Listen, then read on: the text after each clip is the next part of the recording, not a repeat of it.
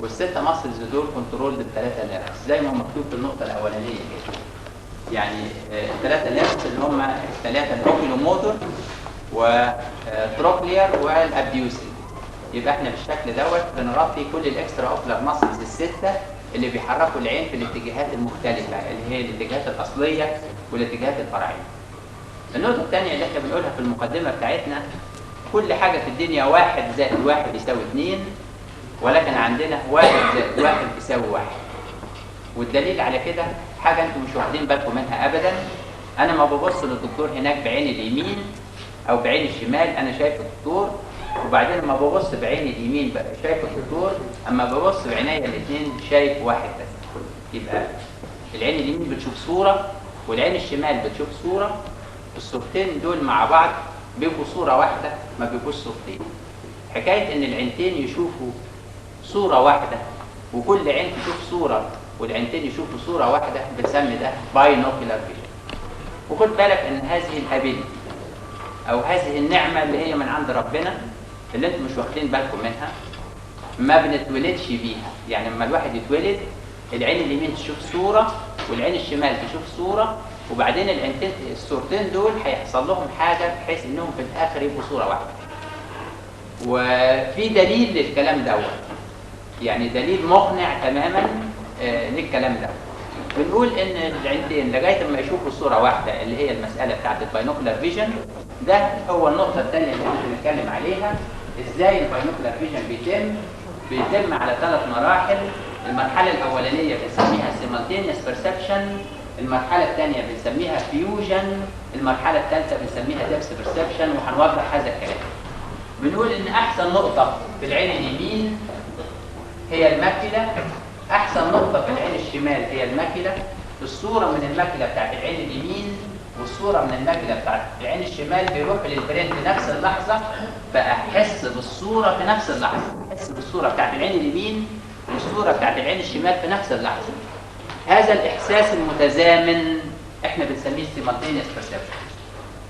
الصوره على العين اليمين والصوره على العين الشمال يروحوا لنفس البرين في نفس النقطه في نفس اللحظه، فبحس بيهم في نفس اللحظه بنسمي دوت سيمالتينيوس بيرسبشن. جنب النقطه دي في سنتر بيخلي الصورتين يبقوا صوره واحده. الصورتين المختلفين دول يعمل منهم صوره واحده هي نتيجه التجميعه بتاعت الاثنين. وخد بالك ان التجميع هنا ما هواش اديشن، مش 1 و1 يبقوا 2، لا، ده التجميع دوت مختلف خالص. زي ما بتحط اسيد زائد الكالي يدي لك ملح وميه، ولا الملح لها علاقه بالاسيد مباشره ولا الميه لها علاقه بالالكالي. اللي بيطلع حاجه مختلفه عن الاصل. كذلك الصوره بتاعت العين اليمين والصوره بتاعت العين الشمال اما بيحصل لهم فيوجن بتتم صوره مختلفه عن الصوره بتاعت العين اليمين، مختلفه عن الصوره بتاعت العين الشمال، بتطلع صوره ما هواش بس اديشن، لا، ده بيحصل امالجاميشن او عمليه اقرب ما تكون للعمليه كيميائيه، ما هياش عمليه فيزيكال بس. نتيجه هذا الفيوجن لو تم صحيح بشوف الحاجه مجسمه لها طول وعرض وعمق، اللي هو الحاجه الثالثه اللي احنا بنسميها دبس بيرسبشن، لها طول وعرض وعمق. يعني بالعين اليمين والعين الشمال بشوف الصوره لها طول وعرض وعمق، ما لهاش طول وعرض بس زي ما هي في الصوره الفوتوغرافيه، لا، بيبقى ليها طول وعرض وعمق. فيوجن والثالثه دبس بيرسبشن. طب احنا ازاي بنعرف هذا الكلام؟ احنا بنجيب جهاز صغير كده عباره عن انبوبه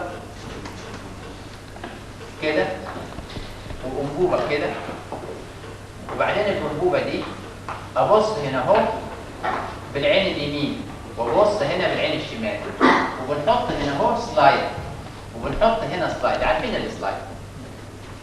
فانا دلوقتي لو غطيت العين الشمال هشوف الصوره بتاعت العين اليمين بس. بنحط سلايد بتاعت صوره بتاعت عصفوره ونحطها قدام العين اليمين، وصوره بتاعت قفص قدام العين الشمال. بالعين اليمين بس اشوف العصفوره بس، وبالعين الشمال بس اشوف القفص بس. لو فتحت عينيا الاثنين هشوف العصفوره على اليمين واشوف القفص على الشمال. الجهاز دوت فيه حاجه زي المفصله كده، انا لما اقرب الانبوبتين جنب بعض اشوف العصفوره جوه القفص. لو كنت سليم اما لو ما كانش عندي المرحله الاولانيه من المراحل بتاعه الرقي فما اقدرش اشوف العصفوره جوه القفص، اشوف العصفوره يمين والقفص شمال وما اقدرش ادخل العصفوره جوه القفص. لو انا قدرت ادخل العصفوره جوه القفص يبقى انا عندي المرحله الاولانيه في الرقيه بتاعه الباينوكولار فيجن، السلمه الاولانيه في الرقيه بتاع الباينوكولار فيجن اللي احنا بنسميها سيمultaneous perception. بعد كده هو بجيب سلايد ثانيه بتاعه ارنب ليه ديل وارنب ماسك بانش فلاورز كده، وبعدين بنحط الارنب اللي ليه ديل قدام العين اليمين والصوره بتاعت الارنب اللي ماسك بانش فلاورز قدام العين الشمال، ولو قدرت اعملهم ارنب واحد ليه ديل وماسك بانش فلاورز يبقى صحيح انا عينيا انتقلت في السلم بتاع الرقي للمرحله الثانيه اللي احنا بنسميها فيوجن. بعد كده هو بنجيب المسقط بتاع جردل، اما الواحد يبص على جردل كده يلاقي البق بتاعه واسع ويلاقي البطن بتاعه اصغر شويه ويلاقي اليد بتاعته عامله كده. لو انت تبص على المسقط بتاع الجردل تبص تلاقيه عامل كده. بنجيب سلايد منظرها كده وبنحط السلايد دي قدام العين اليمين والسلايد دي قدام العين الشمال. لو قدرت اجمعهم واخليهم صوره واحده بتاع الجردل واحد ليه بق وليه عمق وليه يد مرفوعه كده يبقى انا فعلا صحيح عندي دبس بيرسبشن. يبقى احنا بهذا الجهاز البسيط اللي احنا بنسميه امبليوسكوب ممكن ان انا اعرف احنا وصلنا لغايه فين في السلم بتاع الرقي. هذا الجهاز البسيط اللي هو صغير عباره عن كومبورتين يعني ممكن ان انا ابقى اوريه لكم يعني في مره قادمه ان شاء الله. هذا الجهاز البسيط احيانا نحطه على مكتب وننور من الناحيه دي وننور من الناحيه دي وما يعني نعمل فيه شويه امكانيات زياده. بيبقى ليه اسم تاني اسمه ساينوبتوفور. هو اسمه امبليوسكوب ولا ساينوبتوفور ما تهمناش، انا يهمني ان العينتين بيمروا بثلاث مراحل. المرحله الاولانيه اسمها سيمultaneous perception والثانيه اسمها فيوجن والثالثه اسمها ديبث perception. طب يا دكتور احنا مش مقتنعين بان الفيوجن زي ما انت بتقول بيعمل صوره مختلفه عن الصورتين التانيين. لا يا دكتور انا هقول لحضرتك حاجه. انت لو لبست نظاره حمراء قدام العين اليمين ولبست نظاره خضراء من نوع معين قدام العين الشمال وبصيت لصباع طباشير زي كده ابيض، بالعين اليمين هتشوفوا ايه؟ احمر. بالعين اليمين ريد ان فرونت اوف ذا رايت، بالعين اليمين هتشوفوا احمر وبالعين الشمال هتشوفوا اخضر وبالعينتين اذا فتحت تشوفوا ابيض. يبقى احمر بتاع العين اليمين والاخضر بتاع العين الشمال اما حصل لهم فيوجن عمل ابيض. ايه راي حضرتك؟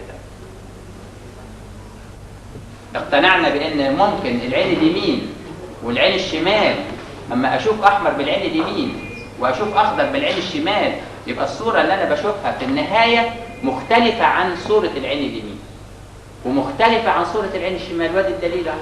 واي واحد فيكم ممكن نعمل معاها الحركه البسيطه دي قوي قوي قوي، يعني مساله سهله جدا وحاجه انت مش ممكن تتصورها وانا بقول لك عليها اهو لاول مره. اما تشوف بالعين اليمين صوره حمراء وتشوف بالعين الشمال صوره خضراء تشوف بعينيك الاثنين صوره بيضاء. لو كنت سليم يعني ايه؟ وصلت في سلم الرقيه لغايه فين؟ لغايه وبعدين لو كنت سليم ممكن تشوف الصور اللي احنا بنقول عليها دي كمجسمه تشوفها فعلا مجسمه. لو ما كنتش سليم ما تشوفهاش مجسمه. طب يا دكتور انت لما بنحط العصفوره جوه القفص مش ده يعتبر فيوجن؟ لا يا فندم، ده ما هوش فيوجن. الفيوجن يعني الامالجاميشن او الانصهار بتاع الصورتين عشان يبقوا صوره واحده. العصفوره والقفص ده سيمultaneous perception فقط، ولو كان هيحصل فيوجن بينهم كان العصفور يطلع مقفص او القفص يطلع معصفر، ولكن دوت ما حصلش. انا بشوف العصفوره جوه الايه؟ القفص. ولو ما قدرتش ادخل العصفوره جوه القفص يبقى ما فيش عندي المرحله الاولانيه في الباينوكولار فيجن، وده بيقابلنا في اطفال وهنبقى ندرسه اما نيجي نكمل الموضوع بتاعنا ونلاقي ان في طفل مش عارف يدخل العصفوره جوه القفص. مش عشان هو مش عارف، لا عينيه ما انتقلتش في السلم بتاع الرقي للمرحله الاولانيه اللي اسمها سيمultaneous perception. ويجوز كل عين لوحدها تشوف 6 يجوز كل عين لوحدها تشوف 6 ولكن العينتين لسه ما ارتبطوش مع بعض. ونفسي اقول ان الارتباط مع بعض ده لو حصل مش ممكن العينتين بعد كده ينفصلوا عن بعض. انا في رايي انها عامله زي الخطبه وكتب الكتاب والدعاء، قبل كده مفيش علاقه وبعد كده مفيش انفصال، ولازم تمر بالثلاث مراحل بالترتيب.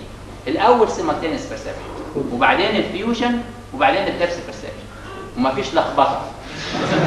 فيبقى عندنا الثلاث مراحل دول اللي هم بتاع الباينوكولار فيجن، سيمالتينيوس بيرسبشن، وبعدين فيوجن، وبعدين دبس بيرسبشن. دوت يمثل لنا النقطه الثانيه في المقدمه بتاعتنا. النقطه الثالثه بسيطه جدا جدا جدا. لو كان عندي العين اليمين دي، احسن نقطه في العين اليمين هي الماكله، احسن نقطه في العين الشمال هي الماكله. طب نقطه خارج الماكله بتاعت العين اليمين على بعد 5 مللي كده وتكون هنا، ونقطه على بعد 5 مللي من الماكله بتاعت العين الشمال كده، ابص الاقي ان النقطتين دول يعملوا سيمالتينيوس بيرسبشن وبعدين فيوجن وديبس بيرسبشن. نقطه على بعد 10 مللي من الناحيه دي ونقطه على بعد 10 مللي من الناحيه دي، ابص الاقي ان يروحوا للبرين في نفس النقطه يعملوا سيمالتينيوس بيرسبشن وفيوجن وديبس بيرسبشن. لو انتم فاكرين المثلثات المنطبقه، اما بيبقى في عندي مثلث ا ب ج ومثلث ا د ه واو، وان المثلث ده بينطبق على المثلث ده، الاقي كل نقطه هنا تقابلها ايه؟ نقطه هنا. نفسي اقول ان كل نقطه على الريتنا دي تقابلها نقطه على الريتنا دي. احسن نقطتين متقابلتين هما الماكله بتاعت العين اليمين والماكله بتاعت الشمال، لكن كل نقطه على الريتنا دي ليها نقطه تقابلها، والنقطتين المتقابلتين دول بيروحوا للبرين في نفس المكان ويعملوا سيمالتينيوس بيرسبشن، وجنبهم السنتر بتاعهم قام يعمل لهم ايه؟ فيوجن، وجنبهم الحاجه اللي تخلي يحصل فيه الحاجه الثالثه اللي اسمها ايه؟ دبس بيرسبشن. تمام كده؟ طب افرض نقطه وقعت على النقطه بتاعت الماكله بتاعت العين اليمين فراحت هنا، ونقطه جت خارج الماكله بتاعت العين الشمال فجت هنا. النقطتين دول مش ممكن يعملوا سيمالتينيوس بيرسبشن وفيوجن ودبس بيرسبشن واشوف الحاجه اثنين. يبقى العينتين عشان يشوفوا الحاجه تبقى واحده زي ما احنا قلنا، واحد وواحد يبقى واحد، الحكايه دي مربوطه بشرط. الشرط ان النقطتين اللي يحصل عليهم الاستيميوليشن يكونوا قصاد بعض، يبقوا كورسبوندينج تو ايتش اذر. النقطتين اللي هم كورسبوندينج بسميهم كورسبوندينج، وما عداهم بنسميه نون كورسبوندينج. وليه اسم تاني اسمها ديسباريت بوينتس. انه التسميه الاحسن؟ النون كورسبوندينج ولا الديسباريت؟ يعني انه الاسهل؟ انا عندي ما تفرقش كده كويس. انت بالنسبه لك ممكن تقول نون كورسبوندينج صح، وممكن تقول ديسباريت بوينتس صح، ولكن الكورسبوندينج ايه الشرط بتاعهم؟ ان كل نقطتين متقابلتين هيعملوا لي ايه؟ سيمالتينيوس بيرسبشن وفيوجن ودبس بيرسبشن، وعكسهم يبقوا نون كورسبوندينج. النون كورسبوندينج بوينتس هيعملوا لي الصوره اثنين، اشوف الحاجه اثنين، يبقى واحد وواحد يبقى ايه؟ اثنين، زي ما هي في كل حته في الدنيا واحد وواحد يبقى اثنين. ولكن عندنا بالنسبه للعينتين، ودي حاجه خاصه بالعينتين بس، وما اكثر خصوصيات العينين كده كويس، دي حاجه خاصه بالعينتين بس، واحد وواحد يبقى واحد. تمام؟ اما الحاجه تتبان اثنين بنسميها تعمل حاجه اسمها ديفلوبيا، ودي هنبقى نتكلم عليها اما يجي معانا. النقطه اللي بعد كده او النقطه الرابعه في المقدمه حاجه اسمها بروجكشن. بروجكشن is to see opposite the retina stimulated. يعني ايه؟ لو انا جبت الكترود بتاع كهرباء وعملت ستيميليشن للليزر ريتنا ام اشوف فلاشز اوف لايت الناحيه دي، ولو عملت ستيميليشن للتمبرال ريتنا ام اشوف فلاشز اوف لايت الناحيه دي، ولو عملت ستيميليشن تحت ام اشوف فلاشز فوق اقصى. يبقى الريتنا بتشوف فين؟ في الكوادرانت اللي هو اوبوزيت للاريا which is ايه؟ ستيميليتد. ده هو بنسميه بروجكت. يبقى وات از بروجكشن؟ is to see opposite the retina stimulated. دي مساله سهله وبسيطه. النقطه اللي بعد كده هو في حاجه غريبه جدا. لو كان عندنا دي، لو كانت دي العين كده اهو وقسمتها بخط كده، فالخط دوت هيمر بنص الكورنيا، ويمر بالنص بتاع اللينز، ويمر بالنص بتاع الفيتريس، ويمر بالنص بتاع الريتنا من ورا. ولكن للاسف ما يمرش بالاوبتيك ديسك. للاسف ليه؟ عشان الاوبتيك ديسك ده لاند مارك كبيره قوي ومهمه. وللاسف كمان ما بيمرش بالماكله اللي هي احلى نقطه في الدنيا او اهم نقطه في الدنيا. يبقى هذا الخط المنصف اللي هو بيمر بالنص بتاع الكورنيا والنص بتاع اللينز والنص بتاع الفيتريس والنص بتاع الريتنا، ما بيمرش بالماكله اللي هي اهم نقطه، وما بيمرش بالاوبتيك ديسك اللي هي لاند مارك كبيره. بيمر ما بين الاثنين، ما بين الماكينه وما بين الاوبتيك ديسك. هذا الخط المنصف احنا بنسميه اوبتيك اكسس، لكن ممكن تسميه اناتوميكال اكسس، يعني الاكسس اللي هو عليه الاناتومي متصنع. وممكن تسميه جيومتريكال اكسس، جيومتريكال اكسس يعني اكسس هندسي. وممكن تسميه جيوغرافيكال اكسس، يعني الاكسس الجغرافي. وممكن تسميه اللي يعجبك، لكن هو احنا بنسميه اوبتيك اكسس. لكن دوت مش هو اللي بيهمني. اللي بيهمني الخط اللي الواحد بيشوف فيه. الخط اللي الواحد بيشوف فيه مرر من الماكينه لحاجه اسمها نودال بوينت، اللي هي ايه؟ زي اوبتيكال سنتر، وديت احنا قلناها في الايرورز اوف ريفراكشن لغايه الاوبجكت اوف ريجارد. هذا الخط اللي انا بشوف فيه اسمه فيجوال اكسس. انه الاهم، الفيجوال اكسس ولا الاوبتيك اكسس؟ هو العين وجدت لترى. يبقى الخط اللي انا بشوف بيه هو الخط المهم، ده اسمه ايه؟ فيجوال اكسس، وده اسمه ايه؟ اوبتيك اكسس. بينهم زاويه صغيره اسمها انجل الفا.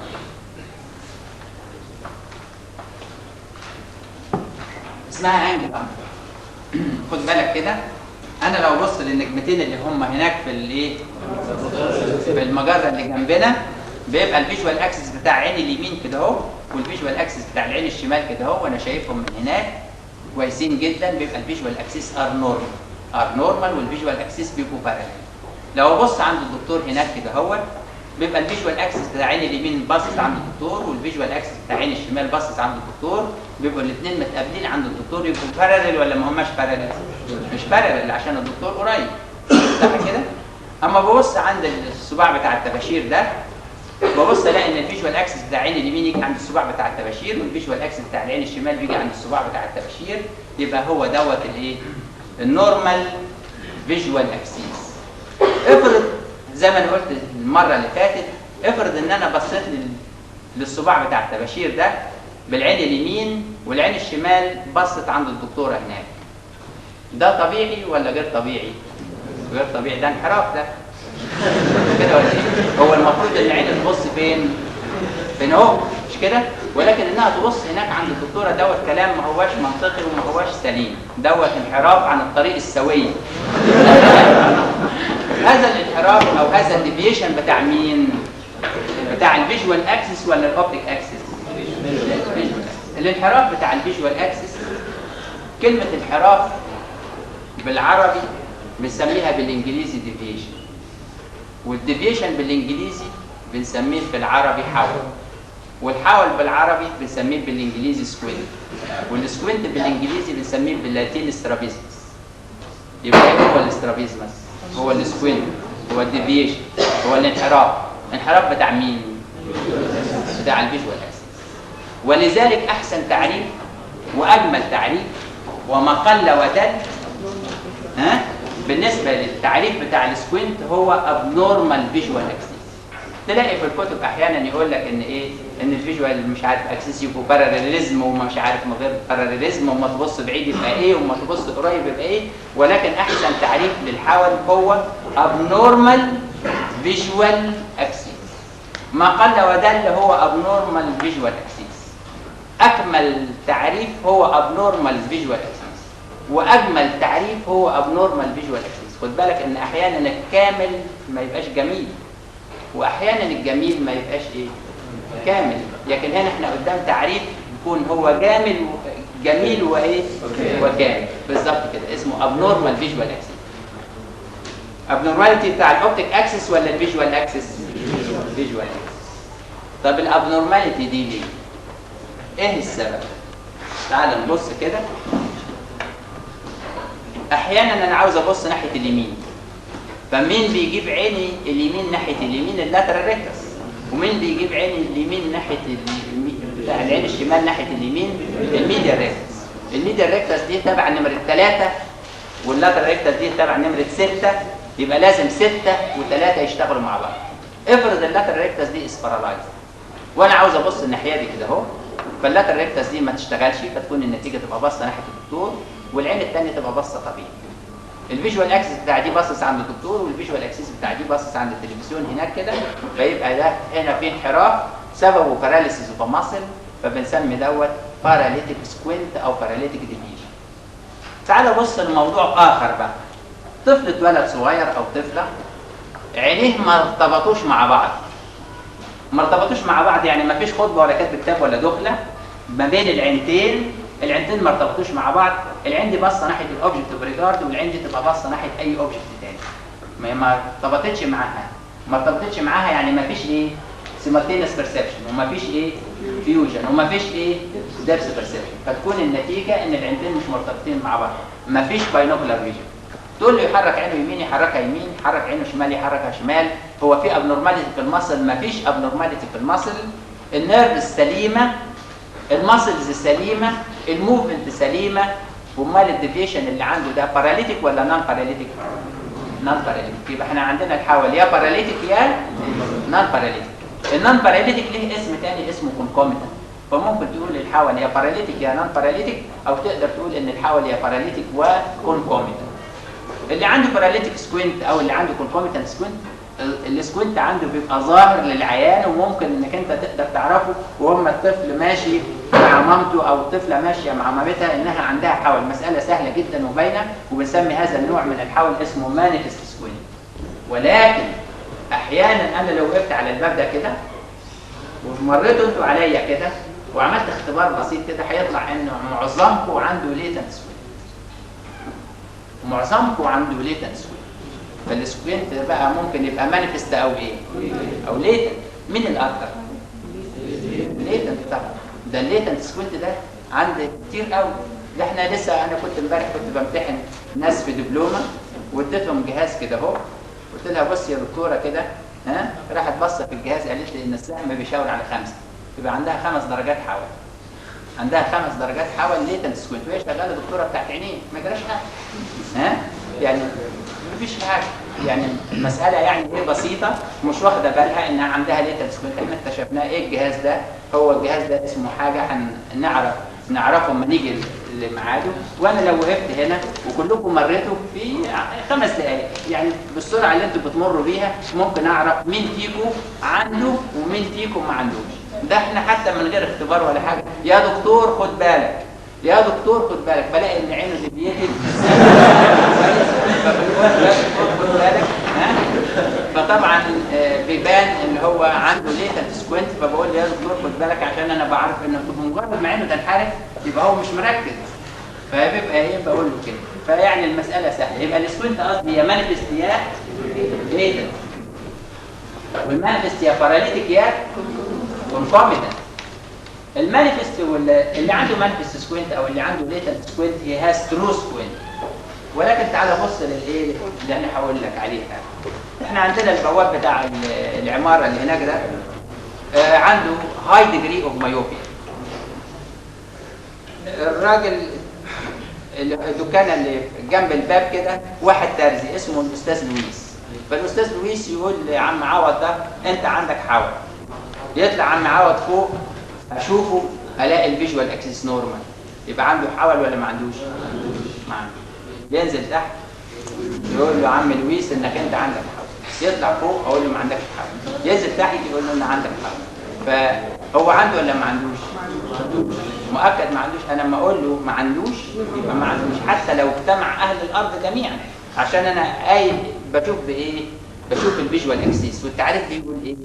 abnormal visual axis. فاذا كانت الفيجوال اكسس abnormal يبقى هو ما عندوش حول. طب امال اللي عنده ده ايه؟ دوت بنسميه فولت سكوينت. ها؟ وهنعرف سببه وهنعرف يعني علاجه وكلام زي كده. واحد صديقي جاله ولد صغير كده اسمه ايمن، فمامته جت وقالت ان الولد عينه بتحمل، فبصيت لقيت ان البريدج بتاعت النوز عنده ايبي كانسر.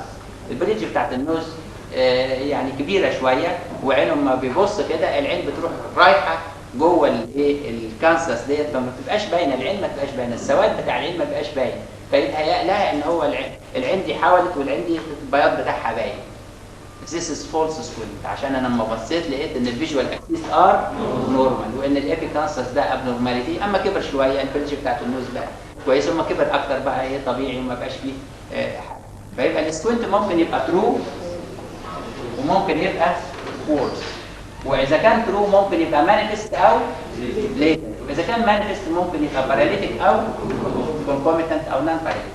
اول حاجه هنتكلم عليها اللي هو الباراليتيك. زي ما احنا معتادين دايما احنا بنتكلم على الايتيولوجي وعلى الباثولوجي وعلى الكلينيكال بيكتشر وعلى الدايجنوزس والديفرنشال دايجنوزس والتريتمنت. فلما نيجي نتكلم على الايتيولوجي، قبل ما نتكلم على الايتيولوجي بتاع الباراليسيس اللي هو هيعمل الحول، مره ثانيه نقول ان احنا عندنا عينتين، كل عين فيها 6 ماسلز، و6 ماسلز كنترول ب3 نيرفز اللي هم 3 و4 و6. ال3 و4 و6 دول كرينيال نيرفز. اما نيجي للسنترال نيرفس سيستم،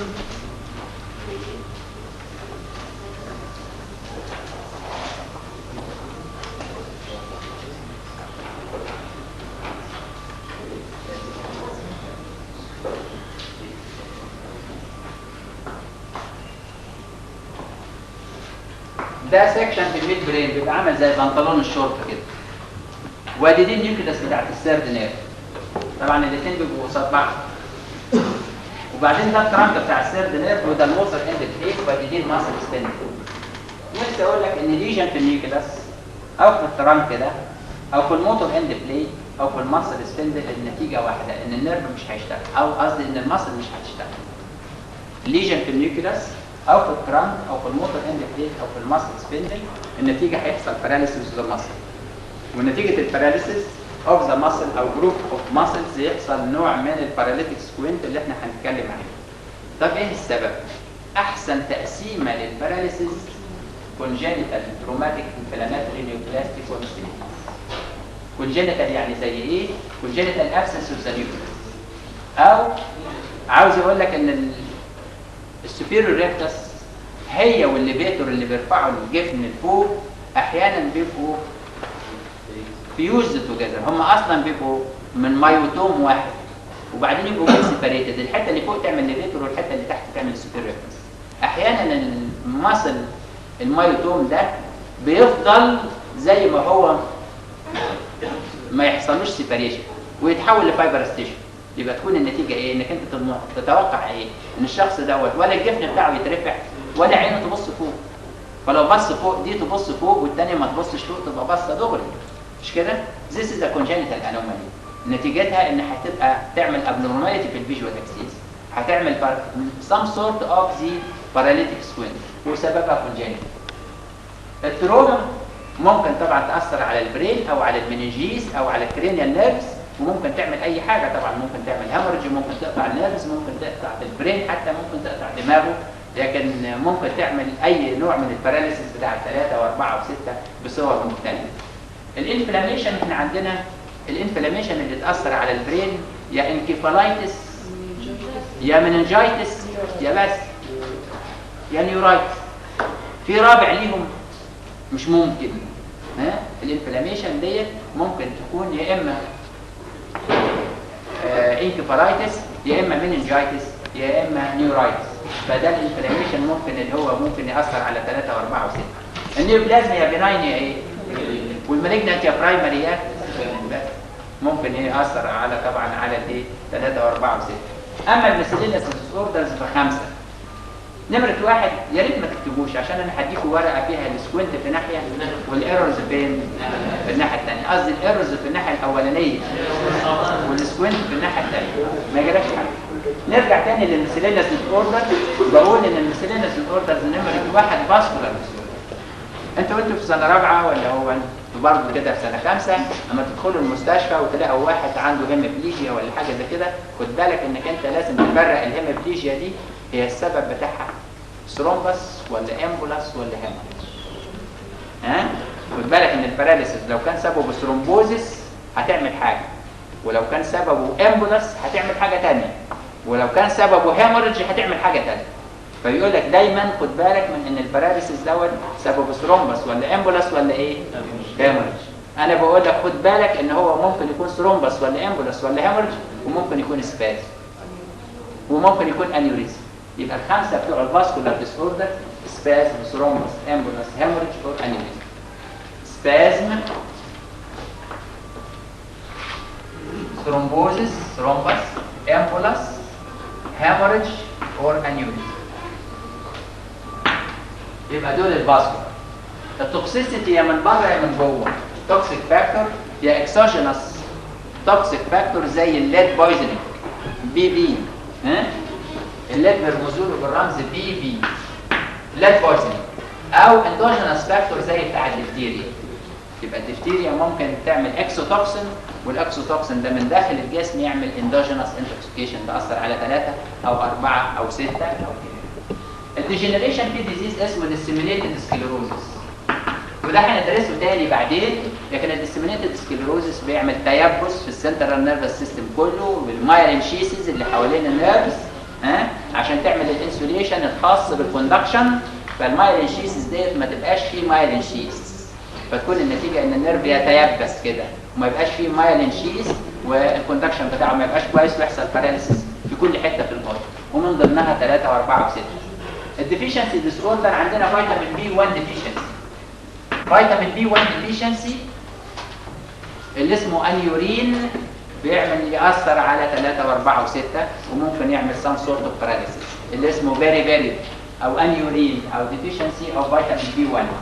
الميتابوليك ديس اوردرز زي الدايابيتس وما بيمرش عياده الا كل يوم يجي عندنا حد عنده دايابيتس بيكون عنده كومبليكيشن من الدايابيتس، يا اما في الفندس مش قادر يشوف، يا اما ثيرد نيرف باراليسيس، يا اما 4، يا اما 6، يا اما 3 و4 و6، يعني حاجه زي كده بتقابلنا.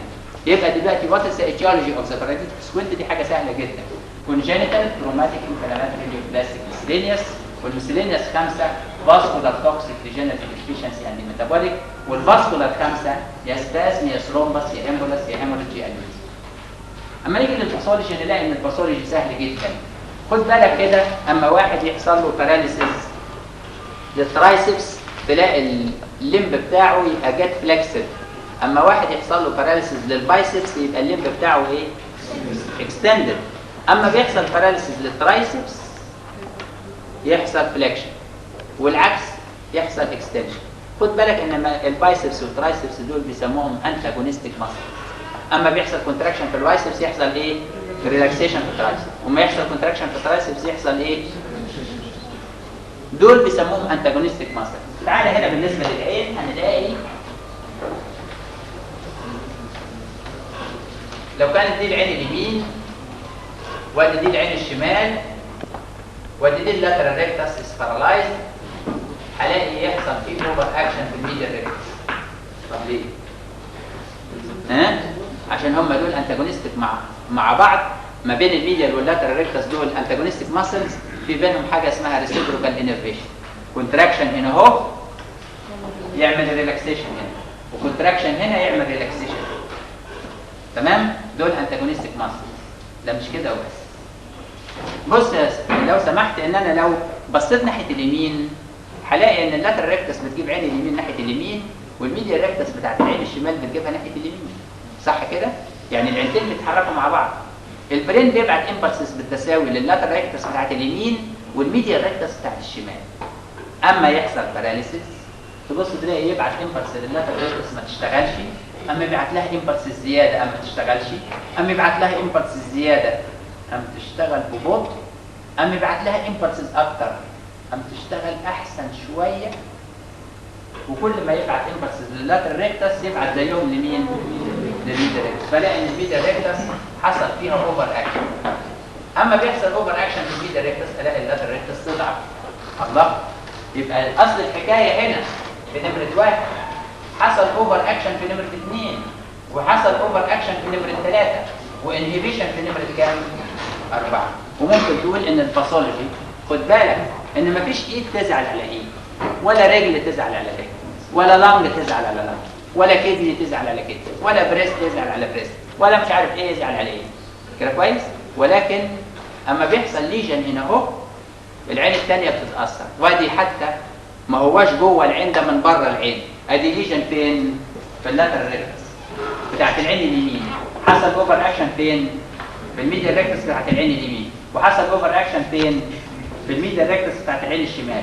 وحصل انهيبيشن فين؟ في اللاترال ريكتس بتاعت العين الشمال. ممكن تقول ان الباثولوجي كده، وممكن تقول احلى من كده، تقول ليجن في نمره 1 وبيعمل اوفر اكشن في نمره 2 وبيعمل اوفر اكشن في نمره 3 وبيعمل انهيبيشن في نمره 4 وترسمهم. وممكن تقول احسن من كده، تقول ليجن in a muscle is associated with overaction of the direct antagonist و overaction of the contralateral synergist وانهبيشن اوف ذا كونترالاترال انتاجونيست. يا خبر، ها احنا بنتكلم هندي. ليجن ان ماسل is associated with overaction. محدش يكتب، ما هو كله مكتوب في الورقه. ليجن في الماسل دي هيبقى associated with overaction of the direct ايه؟ antagonist. دي الدايركت انتاجونيست ولا لا؟ كونترالاترال يعني العين الثانيه، سينرجيست يعني اللي شغاله معاها. and it is associated with overaction of the contralateral synergist and it is associated with inhibition of the contralateral يعني العين الثانيه antagonist. تمام؟ فيبقى الباثولوجي 1 2 3 4. طب ليه دي اوفر اكتنج؟ عشان شغال حديد. طب ليه دي اوفر اكتنج؟ عشان في ريسيبروكال انرفيشن. طب ليه دي انهبيتد؟ عشان في ريسيبروكال انرفيشن ما بين 3 و4. طب امال ليه دي حصل فيها الليجن؟ يا كونجينيتال يا تروماتيك يا انفلاماتري يا نيوبلاستيك يا ايه؟ الميسيلينيوس، والميسيلينيوس 5، يا فاسكولار يا توكسيك يا ديجنريتيف يا ديفيشنسي يا ميتابوليك، والفاسكولار 5 يا سبازم يا ثرومبس يا امبولاس يا هيموريج يا انيميزم. صح كده؟ لو حصل هذا الباثولوجي بلاقي ان العيان يشتكي من 5. ما احنا النهارده خماسيه. كويس؟ ايه اللي ممكن يشتكي منه العيان؟ نمرة 1 limitation of movement.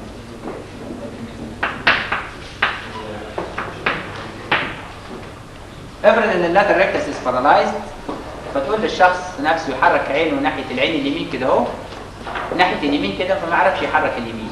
اما تقول له يتحرك ناحيه الشمال قام يتحرك طبيعي. بص يا دكتور، اما تقول له يبص فوق، ها، اما تقول له يبص فوق قام يبص فوق، يبص تحت يبص تحت. لكن لما يجي يحرك عينه في الاتجاه بتاع اللاتر ريكتس ما يعرفش. يبقى الليميتيشن اوف موفمنت قاصر على فين؟ على الفيلد اوف اكشن اوف ذا ماسل. ولذلك بنقول limitation of movement in the direction of action of the paralyzed muscle. محدش يكتب عشان مكتوب في الورق. صح كده؟ ده مش كده وبس، ده احنا هنيجي لتفصيل مع النقطة دي. ولكن لما الشخص نفسه يبص لناحية اليمين، الصورة بتاعت الماكلة بتاعت العين الشمال هتيجي على الماكلة بتاعت العين الشمال. لكن العين اليمين الصورة بتاعتها هتيجي على نقطة خارج الماكلة. نبص كده، ادي دي العين الناحية دي، فالاوبجكت تيجي على الماكلة بتاعت العين اللي هي الشمال طبيعي. العين ديت عاوزة تبص كده ولكن مش قادرة، هي باصة دغري. فالصورة بتاعت الاوبجكت ده هتيجي على النيزل ريتنا ولا على التمبرال ريتنا؟ على النيزل ريتنا. واحنا قلنا ستيميليشن اوف ذا نيزل ريتنا يعمل بروجيكشن للايمج فين؟ ناحية التمبرال سايد. فتكون النتيجة ان الصورة يبقى في صورة ثانية هنا ناحية التمبرال سايد موجودة هنا، وصورة مظبوطة في مكانها، فالشخص يشوف الحاجة ايه؟ الاثنين. يبقى في عنده حاجة ثانية اسمها ايه؟ ديبلوبيا. الشخص اللي هو عنده ديبلوبيا يجيله نوزيا وفوميتنج وفيرتايجو. يجيله نوزيا وفوميتنج وفيرتايجو. هذا الثلاثي نوزيا وفوميتنج وفيرتايجو يصاحبه كل ديبلوبيا بتحصل من ان الواحد يشوف الحاجه اثنين. كل ما الواحد يشوف الحاجه اثنين يجيله نوزيا وفوميتنج وفيرتايجو. ده مش كده وبس، ده الشخص ده هتبص تلاقيه يحرف دماغه في الاتجاه بتاع البارالايزد ماسل. ليه؟ انت كل ما تقول له يبص كده اهو يجي له نوزيا وفوميتنج وفيرتايجو وديبلوبيا وليميتيشن اوف موفمنت. عشان ما تظهرش الحكايه دي يروح حاول دماغه كده، يحاول اما ياخد دماغه كده وهو عاوز يبص دغري كده يجي له نوزيا ولا ما يجيلوش؟ ما يجيلوش. ليه؟ هو استعمل الاسترنوماستويد بدل مين؟ اللاترال ريكتس. اما يعمل كده اهو هيشوف في الاكشن بتاع الميديا ريكتس اللي هم سلام والكلام زي كده ما يحصلش فيهم حاجه وما يحصلوش نوزيا وفوق. حكايه ان الواحد يحاول دماغه كده بنسميها اوكيلار تورتيكوليس. الاوكيلار تورتيكوليس ده ليه 3 كومبوننت. اوكيلار تورتيكوليس بيبقى ان ذا دايركشن اوف اكشن اوف ذا بارالايزد ماسل. تعال بص، لو كانت اللاترال ريكتس هي دي اللي بارالايزد تبص تلاقيه يعمل كده. لو كانت الميديا ريكتس دي هي اللي بارالايزد يعمل كده. لو كانت الميديا ريكتس دي هي اللي بارالايزد يعمل كده. لو كانت اللاترال ريكتس دي هي اللي بارالايزد يعمل كده. لو كانت السوبير ريكتس يعمل فوق. لو كانت الانفيريور ريكتس يعمل تحت كده. لو كانت اوبليك يبقى مايل اوبليك بدماغه اوبليك. يبقى دماغه لما تتحول كده او كده بنسميها فيس تيرن، يا يمين يا ايه؟ شمال. اما دماغه تترفع فوق وتحت كده بنسميها شين اليفيشن او ديبريشن. اما دماغه تيجي كده او تيجي كده بنسميها هيد تيلت. يبقى الاوكيولار تورتيكوليس دي 3 كومبوننت. اوكيولار تورتيكوليس دي 3 كومبوننت. ايه ال3 كومبوننت بتاعته؟ فيس تيرن، شين اليفيشن او ديبريشن، هيد تيلت يا يمين يا ايه شمال according to the oblique muscle which is involved. صح كده؟ في جميع الاحوال limitation of movement in the direction of action of the paralyzed muscle. الديبلوبيا in the direction of action of the paralyzed muscle. النوزيا والvomiting والvertigo in the direction of action of the paralyzed muscle. الاوكيولار تورتيكوليس in the direction of action of the paralyzed muscle. لكن احنا قلنا انهم 5. نمرة 5 false projection and false orientation. الشخص نفسه اللي عنده paralytic سكوين اما تقول له يشاور على الحاجه، فبدل ما يشاور على الحاجه مظبوط يروح يشاور على نقطه جنبها. حكايه انه ما يشاورش مظبوط بنسميها false projection. انت لما تطلب منه وتقول له يشاور فما يشاورش مظبوط فبنسميها false projection. لكن هو يجي يشتكي من ان هو ديسورينتد. الست تيجي تقول ان انا لما بصب الشاي في الكوبايه فبدل ما يجي في الكوبايه يطلع بره في الصينيه، واذا كانت الديسبيسمنت جامده قوي تطلع بره الصينيه، واذا كانت الديسبيسمنت اكتر تطلع بره الترابيزه انسخن. فيبقى الديسبيسمنت دي كويس عباره عن فولس بروجكشن بتبان للعيان كفولس ايه اورينتيشن. السيمتوم اورينتيشن والساين ايه بروجكشن. يبقى البروجكشن والاورينتيشن دول وجهين لعمله واحده، اللي هو ان هو بيشاور ما هواش مظبوط في الاتجاه المظبوط. طيب حد يقول لي طب هو بيشاور فين؟ هل الصوره اللي ما هياش مظبوطه هل بيشاور على النقطه دي ولا على النقطه دي ولا بيشاور في حته ثانيه؟ وبيشاور في انهي اتجاه؟ كده اهو ولا كده؟ لا هو بيشاور في الاتجاه بتاع البارالايزد ماسل. تمام؟ طب ليه؟ اقروا وتعالوا قولوا لي ليه هو بيشاور في الاتجاه اللي ما هوش مظبوط وبعدين يلاقي نفسه مش مظبوط قام يعدل نفسه، يشاور على البتاعه دي ما يلاقيهاش مظبوطه في مكانها فيروح عادل نفسه. صح كده؟ دوت اللي احنا بنسميه فولس بروجكشن فولس اورينتيشن. يبقى الخمس حاجات اللي احنا بنتكلم عليهم في الكلينيكال بيكتشر هم ليميتيشن اوف موفمنت، ديبلوبيا، نوزيا وفوميتنج وفيرتايجو، اوكيولار تورتيكوليس، فولس بروجكشن فولس اورينتيشن. في تفصيل بسيط لو عرفتوه يبقى كويس، ولو ما عرفتوش ما هوش مهم. تعالوا نبص نيجي للنقطة بتاع الليميتيشن اوف موفمنت.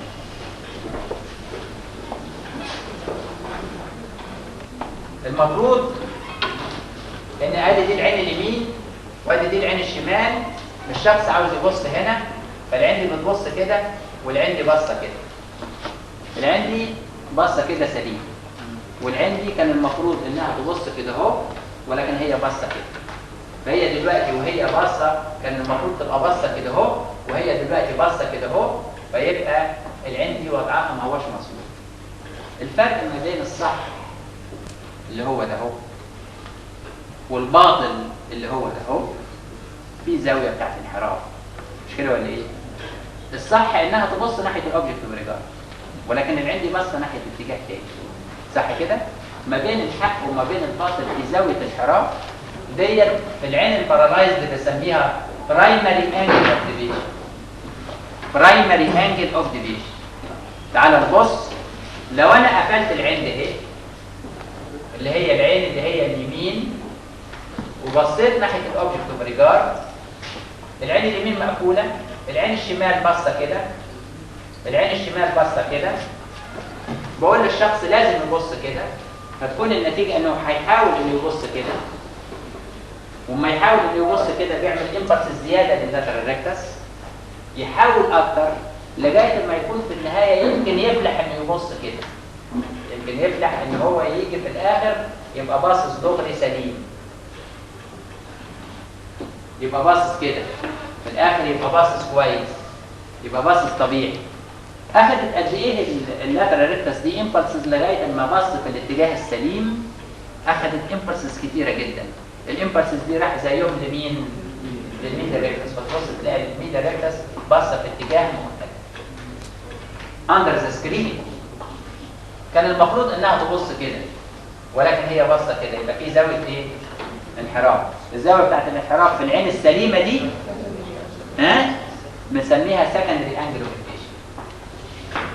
انه الاكبر secondary angle ولا البرايمري؟ secondary angle of deviation is greater than the primary angle of deviation.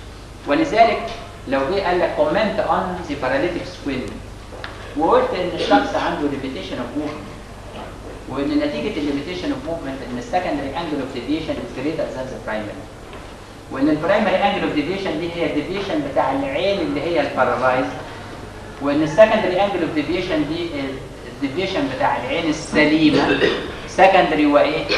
سليمه، وبرايمري وبارالايز، يبقى بي اند ايه؟ بي، وسكندري وايه؟ سليمه او ساوند اي، كده كويس؟ يبقى اس اند اس. تمام؟ هتلاقي ان السكندري انجل اوف ديفيشن از جريتر ذان ذا برايمري. ممكن تكتب كده ان 2 سكندري اكبر من برايمري كده، واحنا نكتب السكندري اكبر من الايه؟ من البرايمري. السكندري انجل اوف ديفيشن از جريتر ذان ذا برايمري. وده منطقي جدا ان العين اللي هي البارالايزد ما بتقدرش تتحرك، مش كده ولا ايه؟ لكن العين السليمه ما فيش قيد على الحركه بتاعتها، مش كده ولا ايه؟ وبالتالي يبقى الديفيشن بتاعها اكبر اندر ذا سكرين. لازم يكون هنا في سكرين، ده سكرين،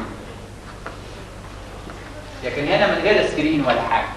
هنا دلوقتي هو باصص كده ناحيه الاوبجكت بريجارد، هلاقي ان العين اللي هي السليمه باصه في اتجاه ثاني، ودي كده باصه في اتجاه، فيبقى كده. تمام؟ يبقى secondary angle of deviation is greater than the primary angle of deviation. نيجي للديبلوبيا. اما تيجي واحد طفل وتقول له بص ناحيه الاصبع بتاع الطباشير ده، بص في الاتجاه ده، تقول لك 2.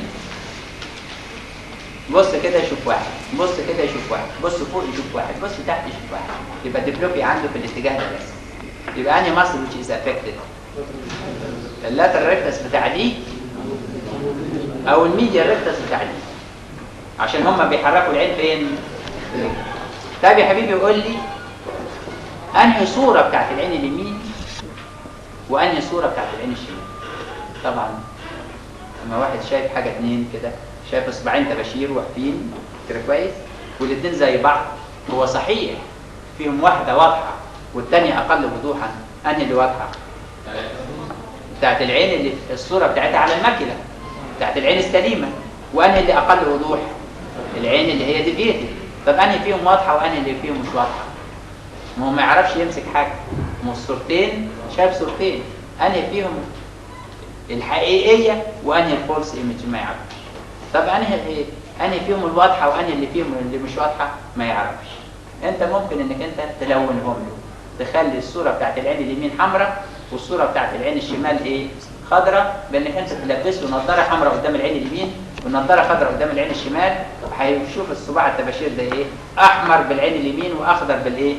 بالعين الشمال. يبقى شايف صباع احمر كده وصباع اخضر، صح كده؟ طبعا انه فيهم الاحمر؟ يقول لك الاحمر يمين والاخضر شمال.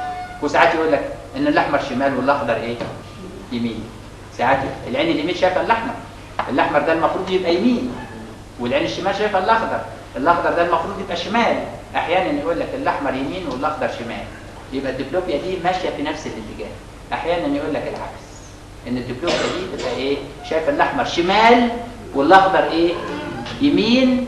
الاثنين في الاتجاه بتاع اليمين ده صحيح، ولكن الاخضر شايفه يمين والاحمر شايفه ايه؟ شمال. هذا النوع من الديبلوبيا بنسميه كروسد ديبلوبيا. والنوع الاولاني من الديبلوبيا اللي هي في نفس الاتجاه بنسميها نون كروسد ديبلوبيا. يبقى الديبلوبيا يا كروسد يا، اذا كانت كروسد بنسميها هيترونيموس ديبلوبيا، واذا كانت نون كروسد بنسميها هومونيموس ديبلوبيا. يبقى أنا في عندي تسميه ثانيه. الكلام ده يعني ممكن التفاصيل بتاعته ممكن ما تبقاش عليك قوي، ولكن يعني لو عرفتها يبقى كويس. تعال نشوف ده بيحصل ازاي، وامتى تبقى هومونيموس وامتى تبقى كروسد.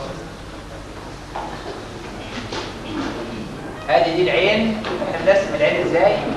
وادي دي العين اليمين وادي دي العين الشمال، وعاوز ابص ناحيه الاوبجكت بريجارد كده اهو، واروح عامل الكورني اخر حاجه. اوعى ترسم الكورنيا في الاول وبعدين تلاقي الخط ما جاش في نصها فتروح مسحها وتروح عاملها، لا انت تروح ايه راسم الخط تروح راسم الكورنيا في النص. تمام كده؟ وبعدين ده ايه المفروض تيجي كده اهو، لكن انت هي باصه كده، هي باصه دغري وبعدين كده، فدي هتعمل بروجيكشن كده فيبقى الصوره بتاعتي. فانا لو لابس احمر هنا واخضر هنا، هنا ده احمر وهنا ده اخضر، فانا شفت دلوقتي الاحمر هنا هو يبقى دي احمر ودي ايه؟ اخضر. الدوكيا دي سببها ان اللاتر ريكتس از بارالايزد.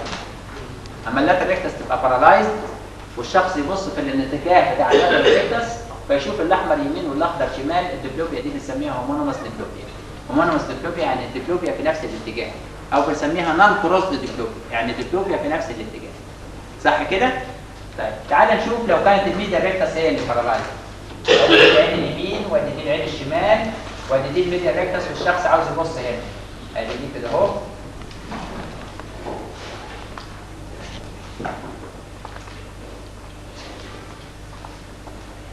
العين دي سليمه والعين ديت باصه كده.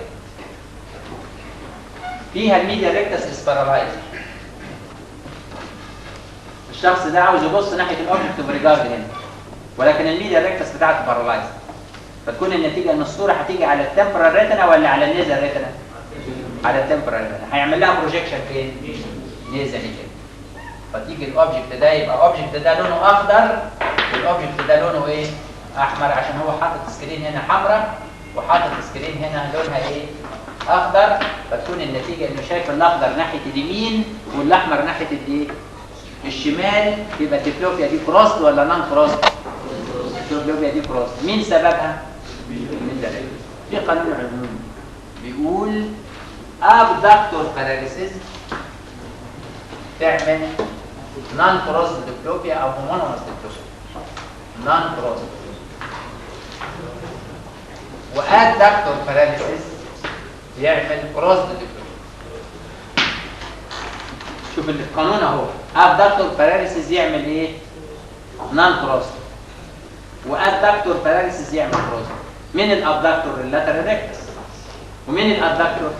الميديا ريكتس تعمل كروست ديبلوبيا. طب ليه انت بتقول هذا القانون يا دكتور؟ عشان تعالى بص للسوبيريور ريكتس. السوبيريور ريكتس بترفع العين لفوق وده الاكشن بتاعها الرئيسي، ولكن هي جايه من الميديال رايحه ناحيه اللاترال، فلما بتشد العين لفوق كمان بتشدها بتعمل لها ادكشن. تعمل لها ايه؟ ادكشن. فلو السوبيريور ريكتس حصل لها باراليسيس هتبقى ادكتور ولا ابدكتور؟ ادكتور. لو كانت ادكتور تعمل كروس ولا تعمل نون كروس؟ تعمل كروس. يا سلام. يبقى احنا كده دلوقتي عرفنا اهميه هذا القانون عشان النقطه دي، عشان انا ممكن ان انا اطبقه على اي مصل. اي مصل بيبقى فيها جزء ادكشن وجزء ابدكشن والكلام زي كده، فيبقى على طول هيبقى اطبق القانون يبقى هتديني النتيجه اللي انا عاوزها. يبقى دلوقتي الديبلوبيا يا كروس يا نون كروس. بنعمل هذا الاختبار على حاجه اسمها ديبلوبيا تشارت. الديبلوبيا تشارت حاجه زي السيجه كده، فيها 9 مربعات كده، اللي هي تمثل الاتجاهات الاصليه والفرعيه بتاعت الحركه. ادي دول 4 اتجاهات اصليه وادي دول 4 اتجاهات ايه؟ فرعيه. يبقوا كام؟ واخدين بالكم من الرسمه اللي انا رسمتها دي؟ 4 اتجاهات اصليه و4 اتجاهات فرعيه، وادي اتجاه في النص كده يبقوا 9.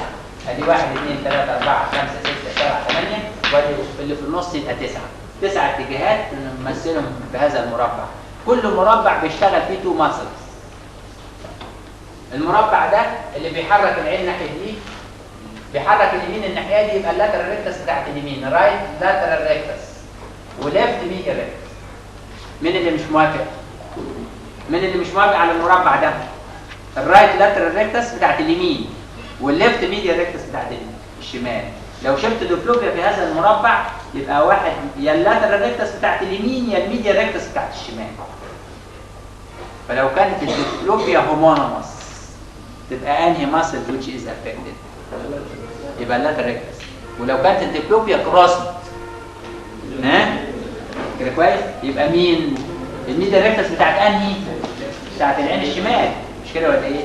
ده بنسميه الديبلوبيا شارت. بنشوف في الديبلوبيا شارت دوت ان هنا في الصوره 2 وهنا صوره 1 وهنا 1 وهنا 1 وهنا 1 وهنا 1 وهنا 1 وهنا 1. يبقى في الحته دي هو الليجن فيها يبقى اشوف الماسلز اللي مكتوبه في المربع واعرف هي كروزد ولا نان كروزد، اعرف هو 6 بتاع اليمين ولا 3 بتاع الشمال. شوف الفرق، 6 ده موجود فين؟ في البونز، و3 ده موجود فين؟ في الميد برين، في اعلى الميد برين، والفرق بينهم كبير جدا.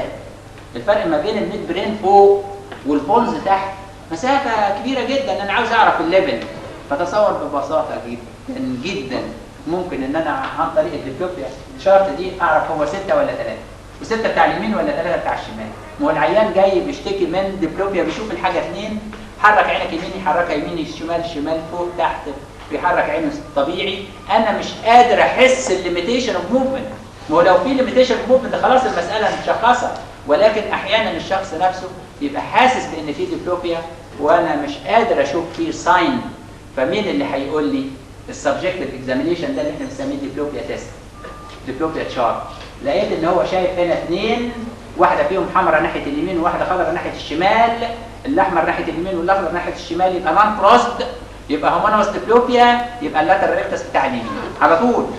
لو لقيت انه هو شايف الاخضر يمين والاحمر شمال يبقى كروسد ديبلوبيا، يبقى هي الميديال ريكتس بتاعت مين؟ بتاعت الشمال، يبقى الثيرد نيرف يعني ما هياش السكس نيرف بتاع اليمين. يبقى انا عرفت السايد وعرفت الليفل، عرفت هو يمين ولا شمال، وعرفت الليفل كمان من الديبلوبيا تشارت. اما بنخلص كده يبقى احنا خلصنا ال5 نقط اللي احنا قلنا عليهم في الكلينيكال بيكتشر. النقطه الاولانيه ليميتيشن اوف موفمنت، النقطه الثانيه ديبلوبيا. الليميتيشن اوف موفمنت بتبقى in the direction of action of the paralyzed muscle، ومعاها ان السكندري انجل اوف ديفيشن از جريتر ذان دي برايمري. الديبلوبيا ومعاها ان الديبلوبيا دي يا هومونوماس يا كروس. امتى تبقى هومونوماس؟ اما تبقى في ابدكتور باراليز. وامتى تبقى كروس؟ اما تبقى في ابدكتور باراليز. مش كده ولا ايه؟ ونقدر نعرفها بالديبلوبيا تشارت. الديبلوبيا دي باينوكيولار ديبلوبيا، مش ممكن تبقى يوني اوكيولار. لو غطى العيان عينه هيشوف الحاجه واحد، لو غطى العين الثانيه هيشوف الحاجه واحد. فيبقى بالتالي الديبلوبيا دي لازم نقول في الاول انها باينوكيولار، وممكن تبقى هومونوماس وممكن تبقى كروس، وممكن ان انا اشوفها بالديبلوبيا تشارت. يبقى ال3 نقط دول الديبلوبيا لما اجي اتكلم عليها بال3 نقط دول، اقول انها باينوكيولار، واقول انها يا هومونوماس يا كروس، واقول ان انا بعرفها بالديبلوبيا تشارت. وادي الرسمه بتاعت الديبلوبيا تشارت كده. تمام؟ نيجي بعد كده نوزيا وفوميتنج وفيرتايجو. ما يجي يبص ان ذا دايركشن اوف اكشن اوف ذا بارالايزد ماسل. نمره 4 اوكيولار كورتيكولس بالثلاثه كومبوننتس بتاعته اللي هم ايه؟ فيس تيرن يا يمين يا شيت اليفيشن او هيد تيلت يا يمين يا شمال. فولس بروجكشن اند فولس اورينتيشن دول in the direction of action of the paralyzed muscle. الشخص اللي عنده paralytic squint ازاي افرقه من الكونكوميتنت؟ هنلاقي ان الشخص اللي عنده paralytic squint عنده 5، واللي عنده concomitant squint عنده 4 حاجات. ال4 حاجات بتوع الكونكوميتنت مش موجودين في الباراليتيك، وال5 حاجات بتوع الباراليتيك مش موجودين في الكونكوميتنت، وبالتالي يبقى في عندي 9 نقط ممكن افرق بينهم ما بين مين؟ الباراليتيك والكونكوميتنت، واعملهم في جدول. بس احنا هنفهم ده اما نعرف الايه؟ الكونكوميتنت سوينج. اما نيجي للتريتمنت، الشخص اللي عنده باراليتيك سوينج تعمل له ايه؟ ذا تريتمنت از ذا تريتمنت اوف ذا. وبعدين هو ايه اللي تعبه؟ الديبلوبيا والنوزيا والفومتنج والكلام ده كده. تعبان ليه؟ عشان الديبلوبيا دي باينوكلر. اقفل له عين. اما اقفل له عين، طب اقفل انهي عين؟ اي عين، عشان الديبلوبيا از باينوكلر. يبقى انا لو قفلت العين اليمين مش هيشوف ديبلوبيا، لو قفلت العين الشمال مش هيشوف ديبلوبيا. لكن يوجوال احنا بنقفل العين اللي فيها الباراليسيس، اللي فيها الليميتيشن اوف موفمنت. صح كده؟ فيبقى بنقفل العين، بنسمي ده اوكلوجن. يبقى تريتمنت از ذا تريتمنت اوف ذا كوز. وممكن ان انا اعمل اوكلوجن. في حركه ظريفه جدا لو انت اخدت بالك منها، ممكن انك انت ما تقفلش العين كليا. ودي احنا عملناها قريب كده. هذه النظاره اهي.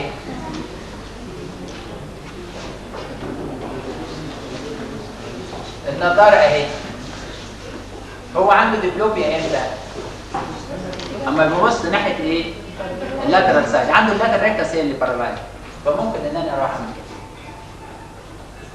يا رضا اللي هي الممرضه، حط له بلاستر على الايه؟ على النضاره في النص اللي هو ناحيه التمبرال سايد.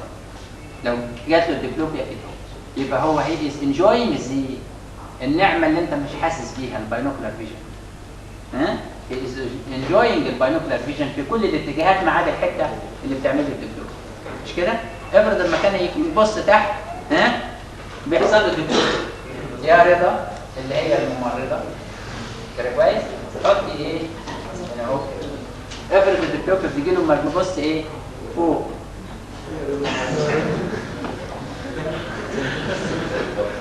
في اي اتجاه بتجيله ديبلوبيا ممكن ان انا ايه؟ افرض بتجيله ديبلوبيا في كل الاتجاهات. اقفلها مش كده ولا ايه؟ ها؟ صح كده؟ فالمساله يعني ايه؟ بسيطه جدا. يبقى نمره واحد تريتمنت از تريتمنت اوف ذا. نمره اثنين اوكلوجن. اوكلوجن يعني ان انا هقفل العين او يا بارشيال يا توتالي اكوردنج ان يعني الديبلوبيا او السنتر الديبلوبيا اللي عندي. اتعدل كنبه، ما تعدلش اعدله ازاي؟ المصل الضعيفه اقويها والقويه ايه؟ طب مين الضعيفه؟ مين القويه؟ مين القويه كمان؟ مين الضعيفه كمان؟ طيب اعمل ايه؟ الضعيفه اقويها والقويه ايه؟ اضعفها. مش كده؟ يبقى ده اللي هو الجراحه. امتى اعمل الكلام ده؟ بعد سنه بالظبط. يعني مش قبل 6 اشهر ابدا، بنستنى 6 اشهر لسنه، ولكن الافضل انك انت تستنى ايه؟ سنه. تمام؟ اتعدل كنبيها ما اتعدلش نعمل له سيرجري. صح كده؟ يبقى التريتمنت عباره عن تريتمنت اوف ذا كوز، اوكلوجن اند ايه؟ سيرجري. اما بنخلص كده يبقى الباراليتكس حاجه سهله جدا. الايتيولوجي 5 والجينيتال تروماتيك انفلامات والميسلينيوس. والميسلينيوس 5 فاسكولار توكسين جينيتال ديفيشنسي اند ميتابوليك. والفاسكولار 5 يا سبازم يا ثرومبس يا امبولاس يا هيموريدج يا انيوريزم. اما الباثولوجي فسهل جدا. دي ضعيفه دي قويه دي قويه دي ضعيفه. ممكن تجيبهم كده، دي ضعيفه دي قويه دي قويه دي ضعيفه. ممكن تجيبهم كده. وممكن تقول ان الاثنين دول قويين والاثنين دول ايه؟ طب ليه دي ضعيفه؟ عشان الاتيولوجي. طب ليه دي قويه؟ عشان في ريسيبروكال انترفيشن. طب ليه دي قويه؟ عشان في ايه؟ انرفيشن بالتساوي رايح للعينتين مع بعض، سينرجيزم. تمام؟ طب ليه دي ضعيفه؟ عشان في ريسيبروكال انرفيشن بينها وما بين الثانيه. صح كده؟ اما نيجي للكلينيكال بيكتشر اللي هي الخمسه المشهوره، ليميتيشن اوف موفمنت، ومعاها ان السكندري انجل اوف ديفيشن از جريتر ذان ديبلوبيا، ومعاها ان الديبلوبيا باينوكيولار، وانها يا هومونوماس يا كروس، وان احنا بنعرفها بالديبلوبيا شارت. نمره 3 نوزيا وفوميتنج وفيرتايجو ان ذا دايركشن اوف اكشن اوف ذا رايزوماس. اوكيولار تورتيكوليس بالثلاثه كومبوننتس بتاعته، يا فيست تيرن يا تشيز اليفيشن يا هيريتيج يا يمين يا شمال. فولس بروجكشن وفولس اورينتيشن ان ذا دايركشن اوف اكشن اوف ذا رايزوماس. اما التريتمنت فسهله، تريتمنت اوف ذا كوز اوكلوجن اند سيرجري. اما بنخلص كده يبقى احنا خلصنا الخليط اسمنت، والمره الجايه القادمه ان شاء الله باذن الله نكمل اللي